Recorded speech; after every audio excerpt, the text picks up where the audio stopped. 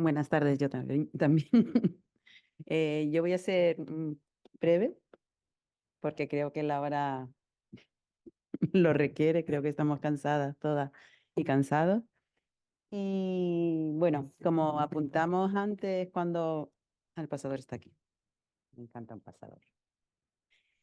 Como apuntábamos antes, yo como socióloga y porque la guía así lo ha permitido y yo creo que lo ha potenciado. He introducido la dimensión social con el apoyo del resto del equipo. Ha sido absolutamente transversal a todos los ejes y a todas las actuaciones las líneas de actuación que se proponen. Ay, perdón.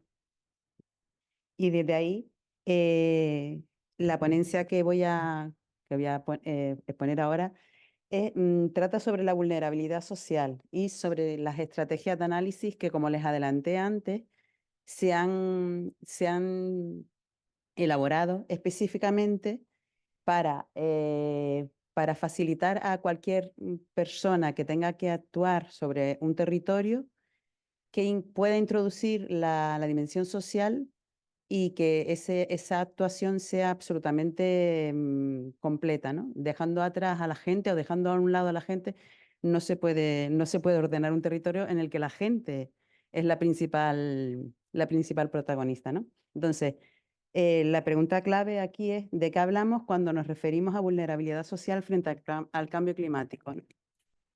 Y entre otras cosas hablamos de este mare magnum de cosas, ¿vale? Este es un esquema de impactos, amenazas, riesgos y exposiciones que experimentan las personas frente al cambio climático. Esto es un resumen.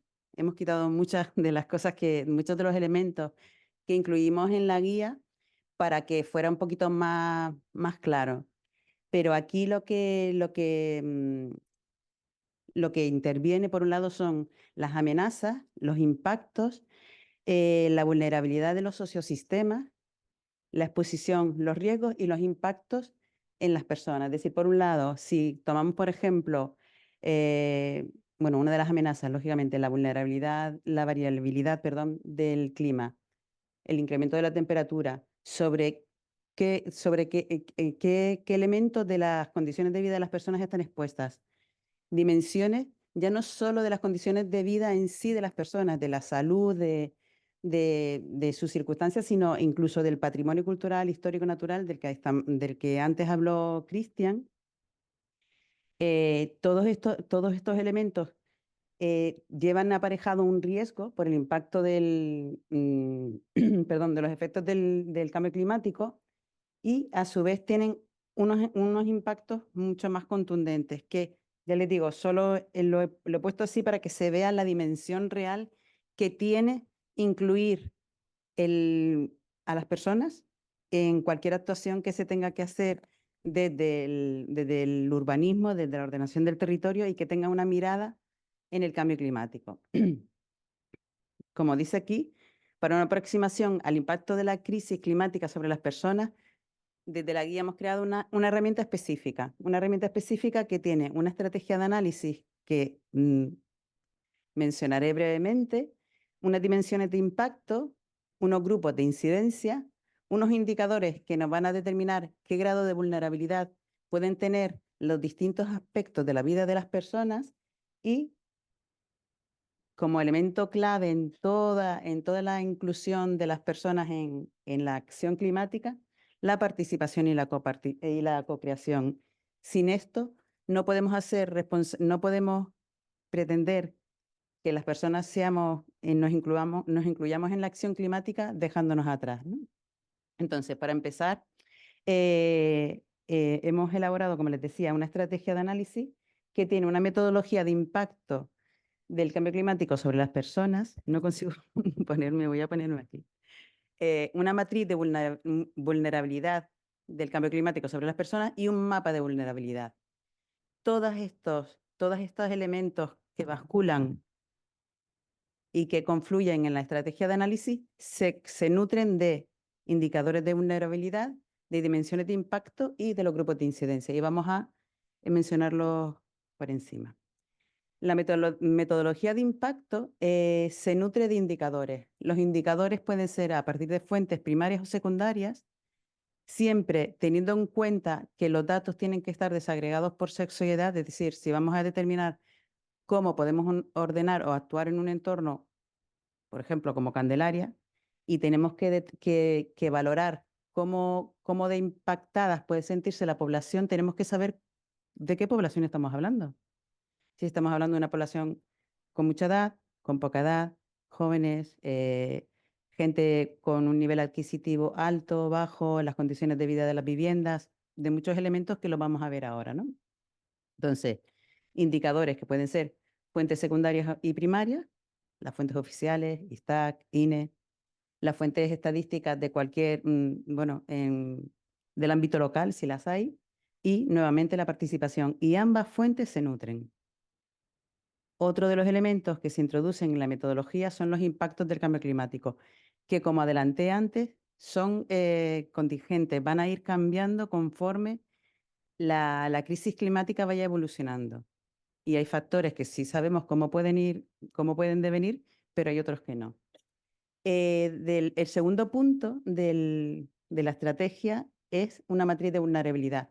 Pretendemos crear o proponer para las actuaciones en los territorios que se cree una matriz de vulnerabilidad, es decir, que yo vaya a actuar sobre un territorio y sobre ese territorio sepa con qué población cuento, qué elementos de la vida de las personas se pueden ver afectados, ya no solo, como decía, físicos de sus viviendas, sino incluso de culturales. ¿Qué tradiciones pueden verse afectadas porque pueden dejar de producirse porque el impacto es tan alto o tradiciones fiestas que se hacen al lado del mar que dejan de hacerse por las mareas, por el impacto y demás, y dejan de producirse, ¿no? Entonces, en la matriz vamos a introducir dimensiones de las vulnerabilidades humanas, los grupos de incidencia, vamos a ver qué grupos, poblaciones, colectivos, aspectos de las condiciones de vida de las personas van a verse más afectadas y los propios impactos. Y después de todo esto, este es un modelo de cómo se podría construir una matriz de impacto. Es decir, partiendo de un aspecto evidente, el aumento de las temperaturas como amenaza, de un impacto, inundaciones costeras, por ejemplo, de grupos de incidencia. ¿Qué grupos de incidencia? Y como les decía antes, estamos haciendo un resumen, hemos quitado muchísimos elementos que pueden incluirse, algunos desaparecerán y otros se introducirán de nuevo, ¿no? Personas menores de edad, personas mayores, personas vulnerables económicamente. ¿Y por qué introducimos, entre otras, a estos grupos de incidencia? Porque pueden sufrir determinados impactos derivados del cambio climático. Pueden sufrir daños y o pérdidas en viviendas, viviendas al lado del mar, daños y o pérdidas en infraestructuras, disminución del confort térmico. Cualquiera de estos aspectos pueden ser evidentes hoy en día. Otro de los elementos que se introduce en la matriz de vulnerabilidad que proponemos son las dimensiones de las vulnerabilidades. Es decir, puede ser que estos grupos de incidencia puedan verse afectados por dificultad de acceso a servicios, por desaparición de oficios o juegos tradicionales, incremento de la migración y desplazamientos climáticos. Cualquiera de estos aspectos hoy en día los estamos viendo.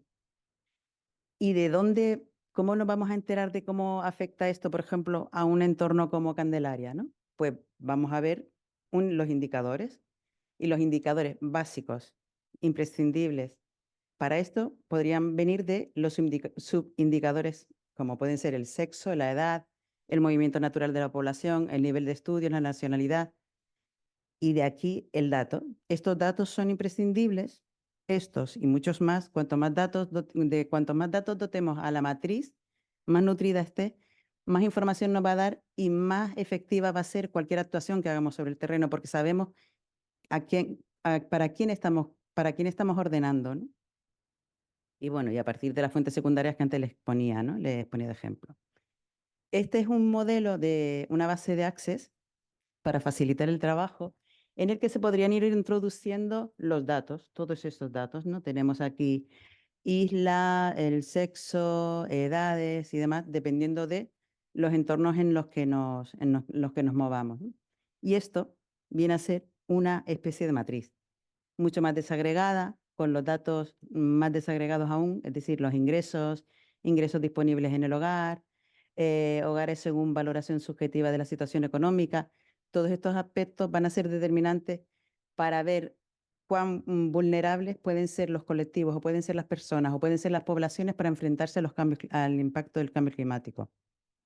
Tenemos todos estos datos de este primer bloque que podemos obtenerlos de fuentes secundarias, pero tenemos datos que solo podemos obtener de fuentes primarias, es decir, de fuentes a partir de técnicas cualitativas o cuantitativas. Tenemos que preguntarles a las personas cómo se sienten, qué es importante para, para la colectividad.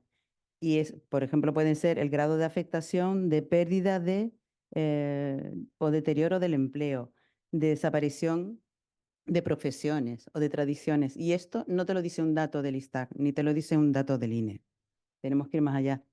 Y como siempre, desagregados como mínimo, por sexo y edad. Más.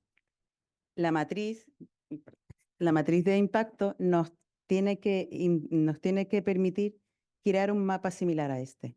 Este es un mapa de Chile, el nuestro sería más cercano, pero nos tendría que permitir trasladar toda la información que hemos ido recopilando en un mapa concreto. Es decir, volvemos otra vez a Candelaria, ya que estamos aquí, y nos podría situar por barrios, por lugares, dependiendo de dónde queramos actuar, las características demográficas de esa población y el grado de atendimiento que tendrían. Incluso lo veremos, ¿no? Por ejemplo, las condiciones de las viviendas. No es lo mismo estar en un entorno en el que no está azotado por el mar a estar en un entorno en el que las viviendas están más protegidas. Y no es lo mismo que las personas que viven en un entorno con las viviendas más fragilizadas tengan una capacidad adquisitiva mayor que les permita hacer frente a las mejoras que tienen que hacer en esas viviendas a que no sea así. Los indicadores de vulnerabilidad, que eran lo que le decía, que son los datos que nos van a permitir saber cuán vulnerabilizadas están esos colectivos o esas personas, pueden ser, entre otros, las condiciones de vida de los hogares, el ámbito laboral, las características demográficas, entre otros. En la guía hemos elaborado una especie de esquema, sí, podría llamarlo así, en el que hemos diseñado indicadores específicos para cada una de las áreas. En este caso concreto, es uno para la dimensión social. Para centrar un poquito más la mirada, cuando dibujamos las cosas, podemos pasar delante de ellas sin mirarlas. Es importante mirarlas de cerca para saber la dimensión que tienen, ¿no? Entonces, en este sentido, un indicador de vulnerabilidad que se refiera a las condiciones de vida, perdón, a las condiciones de la vivienda, nos podría hablar de los indicadores de eficiencia energética, las viviendas con espacios abiertos, perdón, el régimen de tenencia. Todas estas cuestiones son fundamentales para saber el grado de afectación que pueden tener las personas ante determinados impactos. Estos, entre otros, los espacios comunes. Y para poner a modo de ejemplo, la vinculación que podemos establecer entre un impacto, un grupo de incidencia y una dimensión de vulnerabilidad, hemos cogido, por ejemplo, las personas mayores. Y como impacto, el incremento de las temperaturas. Entonces, las personas mayores, el incremento de las temperaturas, ¿cómo se pueden ver afectadas?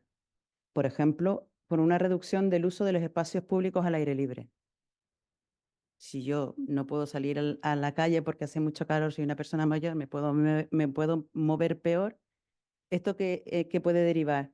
En incremento de los tiempos de soledad, de aislamiento, en la disminución de los intercambios sociales, de las interacciones personales, en la pérdida de conexión con la realidad y el entorno, en el deterioro cognitivo, en el aumento de las enfermedades mentales asociadas a la soledad. Es decir, si nos paramos a mirar cuán importante es cómo conectemos y las interrelaciones que establezcamos, le damos realmente, yo creo que la relevancia que tiene, ¿no? Y esto, bueno, nos puede dar un grado de vulnerabilidad que puede ser bajo, alto, medio, dependiendo, ¿no? Ya voy terminando.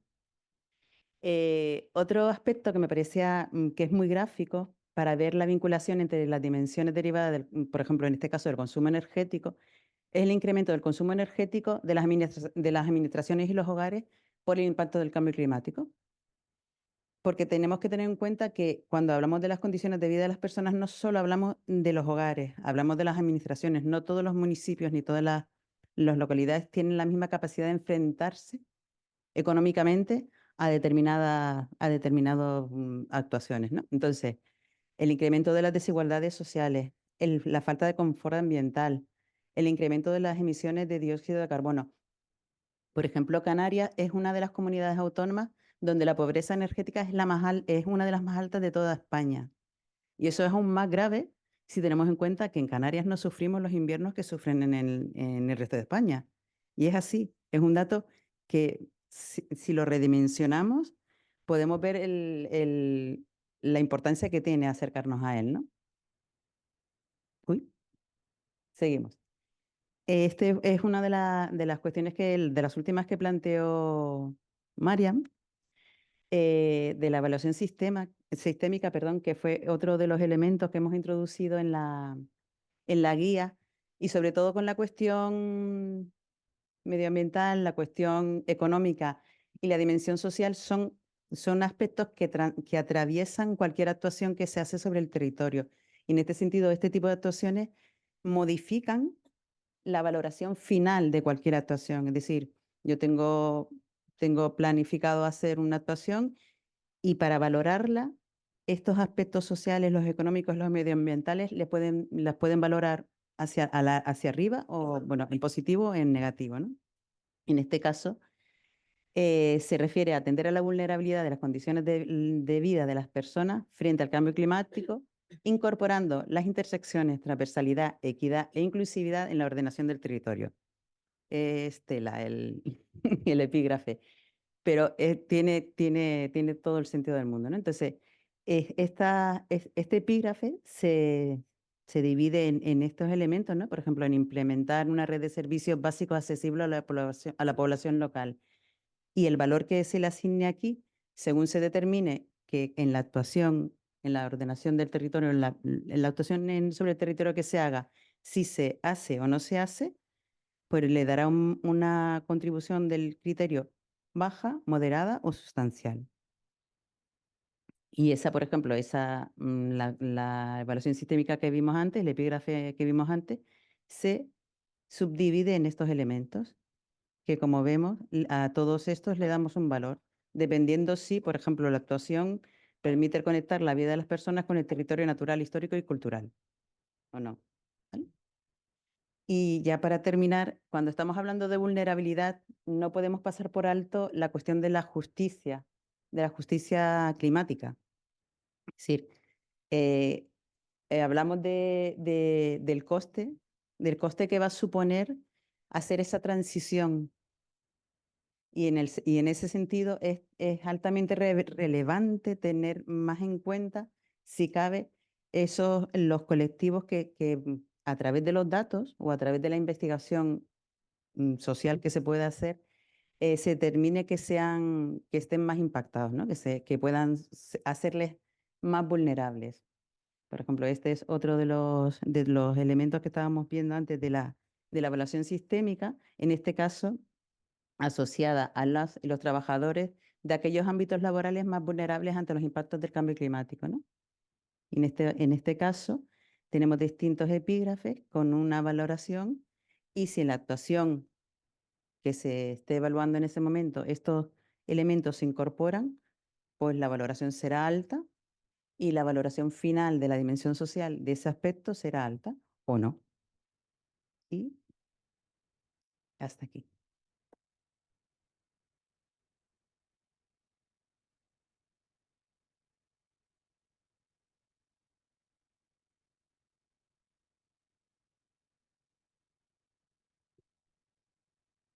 Pues el día de hoy ya hemos terminado con las ponencias. No sé si tienen alguna pregunta de las charlas que hemos hecho.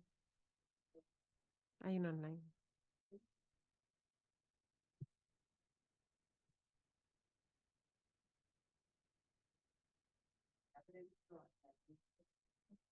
Espera, que no se escucha para la gente que está online. Hola, ¿ya? Pregunta Mari Ferni. ¿Está previsto en la modificación de la ley del suelo u otra normativa de planteamiento incorporar la taxonomía y valoración de los servicios ecosistémicos como obligatoria en la legislación canaria? Ahora mismo solo está en la Estrategia Europea de Biodiversidad, donde se especifica la necesidad de integrar la valoración económica de los servicios ecosistémicos, entre otros aspectos. En la legislación estatal o en la canaria todavía no está integrada.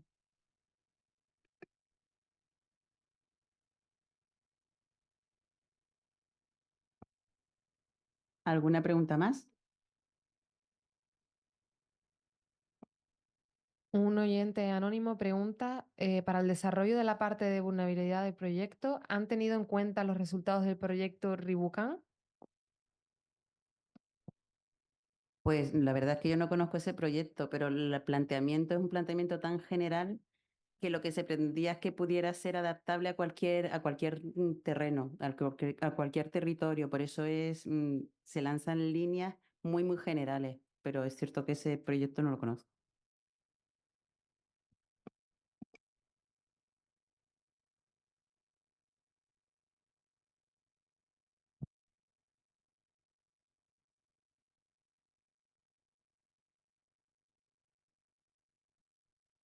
Sí, yo era por incorporar una cuestión a la pregunta que le hacían a Marian. No está previsto, pero sería lo recomendable, ¿no? Porque meter, como decía Marian en la posición, meter en la ecuación de la valoración de la viabilidad económica financiera los instrumentos de planeamiento no solo lo que te va a costar, sino lo que en caso de que se produjera un episodio derivado del cambio climático, alguna catástrofe, la cantidad de millones de euros que con esa inversión que ahora inicialmente estás haciendo, te vas a ahorrar sobre la ciudad y el entorno de las ciudades, pues yo creo que otro gallo cantaría, ¿no? Es decir, yo creo que es cuestión de tiempo cuando vaya calando poco a poco, eso es lo deseable, que se incorpore, ya digo, esa otra visión para que se dé por justificada la viabilidad económica de un instrumento de planeamiento. Es más, yo creo que es más que necesario, porque si no, ya lo ha comentado Marian, va a ser muy costoso, y otros ponentes de esta mañana, va a ser muy costoso o mucho más caro implantar todo este tipo de medidas, ¿no?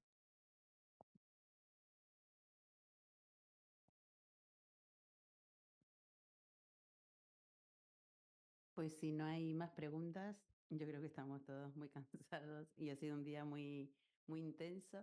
Agradecerles a quienes están online su atención y sus preguntas y a quienes estamos presencialmente, pues también. Y nos vemos mañana a las 9.